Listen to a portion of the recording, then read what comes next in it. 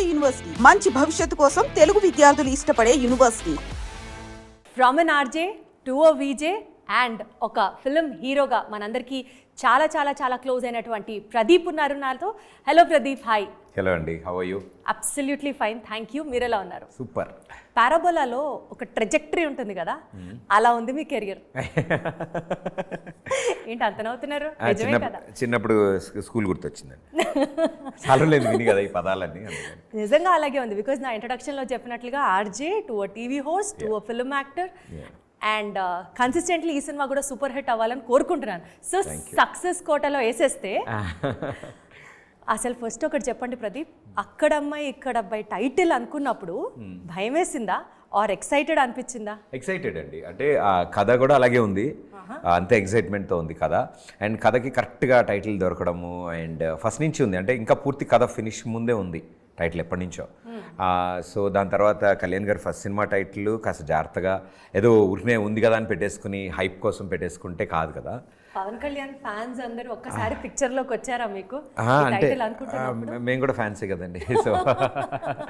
So definitely it is sir cinema title అనే కాదు, బేసిక్గా ఏ సినిమా అంటే ఆల్రెడీ ప్రీవియస్లీ నోన్ టైటిల్ని తీసుకొస్తున్నప్పుడు దాంతోపాటు ఒక బ్యాగేజ్ ఉంటుంది, దాంతోపాటు అందరికీ ఒక ఎక్స్పెక్టేషన్స్ ఉంటుంది.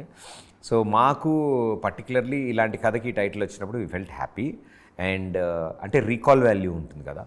మేము అది మీరు యాక్చువల్గా అనుకున్న పాయింట్, రీకాల్ వాల్యూ కోసం ఈ టైటిల్ అనుకుంటున్నాం. అంటే మేము సినిమా చేస్తున్నప్పుడు మేము చాలా విషయాలు జనాల దాకా రీచ్ అవ్వడానికి చాలా కష్టపడాలి.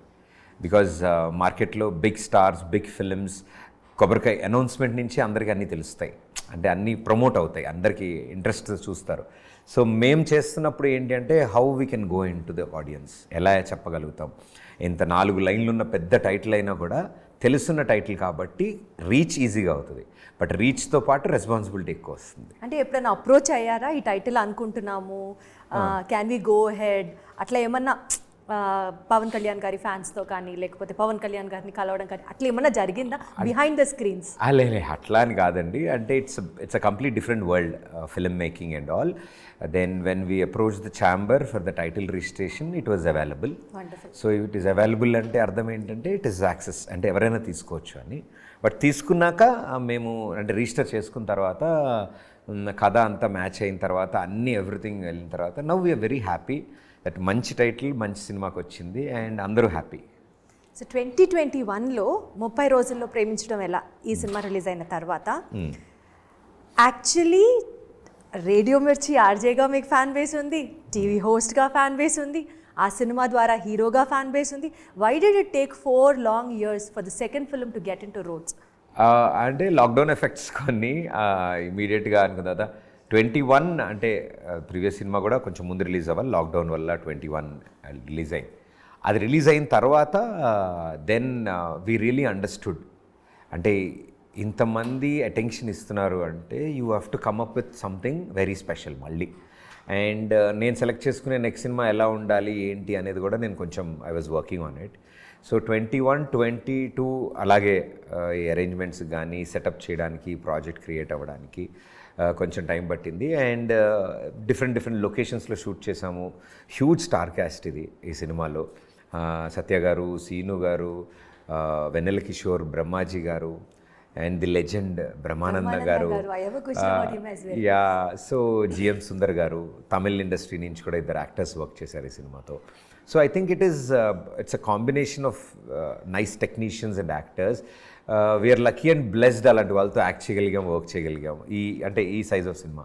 సో ఇలా చేస్తున్నప్పుడు జనరలీ టుక్ టైం అండ్ అందరం కొత్త వాళ్ళం దీంట్లో. ఈ సైజ్ ఆఫ్ సినిమాని మీరు పర్సనల్గా ఫీల్ అవుతున్నారు, కానీ what we are looking at it is అది డెఫినెట్లీ ఒక హ్యూజ్ స్టార్ కాస్ట్. మీరు చెప్పినట్లుగానే it is like a huge film only అని మాట్లాడితే నితిన్ అండ్ భరత్ జబర్దస్త్కి సంబంధించి సూపర్ డైరెక్షన్ డిపార్ట్మెంట్లో.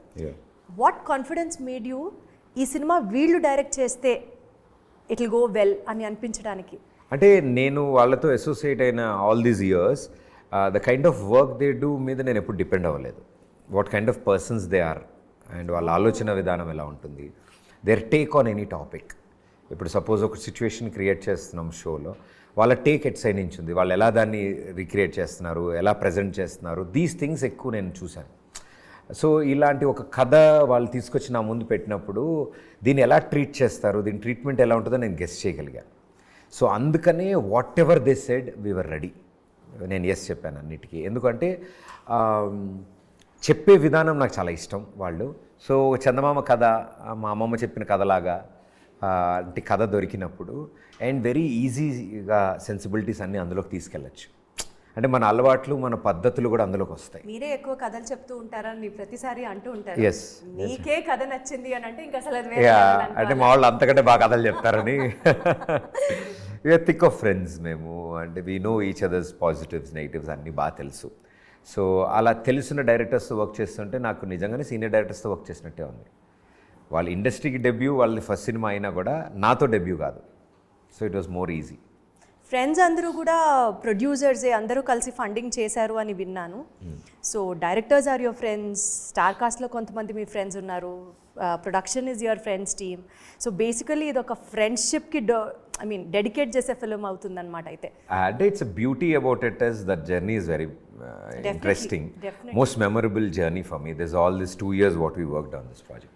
బట్ ఏంటంటే మామూలుగా ఒక సినిమా చేసినప్పుడు ఆ సినిమా చేయడం వల్ల ఫ్రెండ్స్ అవుతారు అందరూ ఆ సినిమాలో. ఫ్రెండ్సే కలిసి చేశారు. Yeah, so it is an extra ఇది ఉండే అండ్ ఆల్సో ఎక్స్ట్రా రెస్పాన్సిబిలిటీ అందరికీ.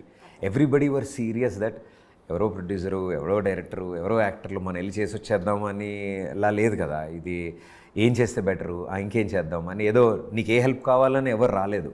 వాళ్ళంతటా వాళ్ళు ఏం చేయగలరు efforts.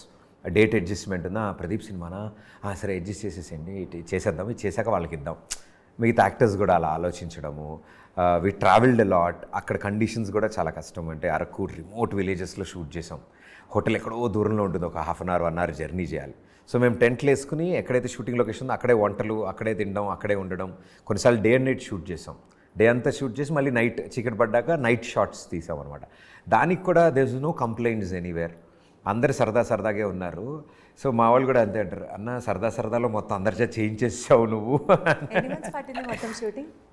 We did it in very అంటే మంచి. బట్ మేమేంటంటే పర్టికులర్లీ క్లైమేట్ కండిషన్స్ కోసం వెయిట్ చేసాం. అరకు అలాంటి లొకేషన్స్ మేము ప్రాపర్లీ నవంబర్, డిసెంబర్, జనవరి షూట్ చేసాం. We wanted that mist, fog, ఆ ఫీల్ న్యాచురల్. మీకు చాలా సీన్స్ సీజీ లాగా ఉంటాయి ఇందులో. అంత బ్యూటిఫుల్గా బాలరెడ్డి గారు క్యాప్చర్ చేశారు ఇది. బికాజ్ ఆ టైంలో కొంచెం మనకే చాలా చలిగా చాలా బాగుంటుంది. ఇమాజిన్ అంత హిల్ టాప్లో ఎంత బాగుంటుందో. సో సాంగ్ కోసం we waited. So 3 days early morning call షీట్లో లంచ్ టైం వరకు డ్యాన్స్ చేయడం, సాంగ్ చేయడం, కొంచెం ఎండ హార్ష్ అయినప్పుడు వేరే సీన్స్ చేయడం, మళ్ళీ ఈవినింగ్ సన్సెట్ వస్తున్నప్పుడు మళ్ళీ సాంగ్ అడ్రస్ చేసుకుని మళ్ళీ లే అని మొత్తం అంతా చేయడం. I think we are very happy. ఏదైతే మేము అంత స్ట్రాంగ్గా బిలీవ్ చేసామో మా బిలీవ్ సిస్టమే ఈ సినిమా. Wonderful, very well said. Rangasthalam సినిమాలో చంద్రబోస్ గారు లిరిక్స్ రాసిన ఆ సాంగ్ రంగమ్మ మంగమ్మ, ఆ సాంగ్ ఎగ్జాక్ట్గా నాకు లే చూస్తే అనిపించింది. I'm just not telling you to flatter you, but it is like as beautiful as that. Because heroine costume దగ్గర నుంచి, ఆ విలేజ్ బ్యాక్ డ్రాప్ దగ్గర నుంచి, you being busy in your work, being very reckless to her దగ్గర నుంచి, it was as beautiful as that. ఇక అంటే నేను అన్నట్టు దానికి అన్ని ఇప్పుడు కొన్ని, if your intention is right, if మన ఆలోచించే విధానం ఉన్నప్పుడు ఆల్ యూనివర్స్ మీకు ఇట్లా ఇస్తుంది అంటారు కదా. అంటే so you're a strong believer of manifestation. అసలు today whatever I manifested I'm here. So I wanted to be this, I wanted to do this, so I always want to acknowledge and give that gratitude that okay, నేను కోరుకున్నది జరుగుతుంది అంటే కోరుకుంటే జరుగుతుంది. So ఎలా కోరుకున్నావు, ఎంతలా కోరుకున్నావు అనేది important. నేర్చుకున్నాను, చాలా గట్టి కోరుకున్నాను. అంటే ఆర్జే డేస్ నుంచి కోరుకున్నారా, లేకపోతే స్కూల్ డేస్ నుంచి నుంచి? అంటే ఇదే పర్టికులర్లీ అని కాదు, కానీ ఐ వాంట్ డూ, చేయాలి, ఎందుకు చేయకూడదు అంటే ఆల్వేస్ నాలో ట్రిగ్గర్ ఏదంటే ఏంటి ప్రాబ్లం. ఇప్పుడు అవతల వ్యక్తికి 2 కాళ్ళు చేతులు ఉన్నాయి, అతనికి ఉంది, నీకు నోరు ఉంది, అతను మాట్లాడుతుంది, నువ్వెందుకు చేయట్లే. నాకు చిన్నప్పుడు అంటే మాకు ట్యూషన్ చెప్పే టీచర్ కానీ ఇప్పుడు సచిన్ టెండూల్కర్, ఏఆర్ రెహమాన్, వాళ్ళకి నీలాగే 2 చేతులు కాళ్ళు ఉన్నాయి. వాళ్ళు లెజెండ్స్ ఎలా అయ్యారు? So all with here. So ఏం ఎక్స్ట్రా లేవు కదా వాళ్ళకేం, 2 livers, 2 extras, 2 hearts or brains extras ఏం లేదు. All they had was dedication towards what they want to do. So ఇలాంటివి చిన్నవి అంటే వినడానికి, చదవడానికి బాగుండేవి అప్పట్లో. అంటే మోటివేషనల్ వర్డ్స్ Exactly. వాట్సాప్లో ఫార్వర్డ్ చేసుకోవడం గుడ్ మార్నింగ్ మెసేజ్ల కింద బాగుంటాయి, అది ఇప్పటికీ బాగుంటాయి. ఇప్పుడు నేను చెప్పినా కూడా వాళ్ళు అలాగే రా అని బాగానే చెప్తాలే అని. బట్ కానీ what made you to work towards that is what it matters కదా. మైక్రో థింగ్స్ అండి. లైక్ అంటే నేను ఇది క్వశ్చన్ స్పెసిఫిక్గా ఎందుకు అడుగుతున్నానంటే చాలా మంది మేనిఫెస్ట్ చేసుకుంటూ ఉంటారు, చాలా మంది విజువలైజ్ చేసుకుంటూ ఉంటారు, but everybody will not be there where they wanted to see themselves as. నేను అంతే, నేను మేనిఫెస్ట్ చేసిన దాంట్లో ఆర్ నేను ఏదైనా అనుకున్న దాంట్లో అన్నీ రాకపోవచ్చు నాకు. బట్ మోస్ట్ ఇంపార్టెంట్ థింగ్ అయితే ఏదొచ్చిందో దానికి ముందు యూ ఫీల్ హ్యాపీ, నెక్స్ట్ ఆటోమేటిక్గా వస్తాయి అనిపిస్తుంది నాకు. అంటే మైక్రో థింగ్స్ అండి, చిన్న చిన్నవి. లైక్ ఫర్ ఎగ్జాంపుల్ ఈ సినిమా మేనిఫెస్టేషన్ ఇంటూ రియాలిటీ జరిగే ప్రాసెస్లో how strong were you in your works, how dedicated are you, that is the right word. ఏమో దట్ మై ఐ అంటే డోంట్ నో. స్టోరీ రైటింగ్లో మీరే కూర్చున్నారా, అందరినీ కలుపుకుంటూ వెళ్ళడానికి మీ పాత్రే నో ఉంది? పాసిబిలిటీస్ వెతుక్కుంటూ వెళ్తున్న టైంలో డ్యూటీ షేర్ చేసుకున్నాం. దీన్ని క్రియేట్ చేసేటప్పుడు ఏం చేస్తే బెటర్ అని ఇప్పుడు నాకు రదాన్ గారు తెలుసు. నేను రదాన్ గారికి ఫోన్ చేసి, సార్ ఇట్లా ఒక సినిమా అనుకుంటున్నాం, మిమ్మల్ని కలిసి ఒక కథ చెప్దాం అనుకుంటున్నాం. చెన్నై వెళ్ళాము, కలిసాము, కథ చెప్పాము. ఇమ్మీడియట్లీ చాలా బ్యూటిఫుల్గా ఉంది కథ, చాలా మ్యూజిక్కి చాలా స్కోప్ ఉన్న కథ ఇది. సో మ్యూజికల్లీ కూడా చెప్తాం మేము ఈ సినిమాలో. పాటలన్నీ సిచ్యువేషన్ ప్రకారం వస్తాయి, ఎందుకు వస్తున్నాయి అని. సో ఇన్ ది ఫ్యాక్టర్స్ అని వాళ్ళని అడగడము, చంద్రబోస్ గారిని అడగడము, బాలరెడ్డి గారు అప్పుడే బేబీ ఫినిష్ చేశారు మూవీ, ఫెంటాస్టిక్ వర్క్ చేశారు ఆయన. పీకే అని ఎడిటర్ గారు, సో ఆయన ఇలా అందరు తెలిసిన వాళ్ళని అప్రోచ్ అవ్వడం జరిగింది అండ్ వాళ్ళు అగ్రీ అవ్వడం జరిగింది. సో అంతే తప్ప ఇన్వాల్వ్మెంట్ అంటే నాకు తెలిసినంత వరకు నేను తీసుకురాగలిగాను అంతే.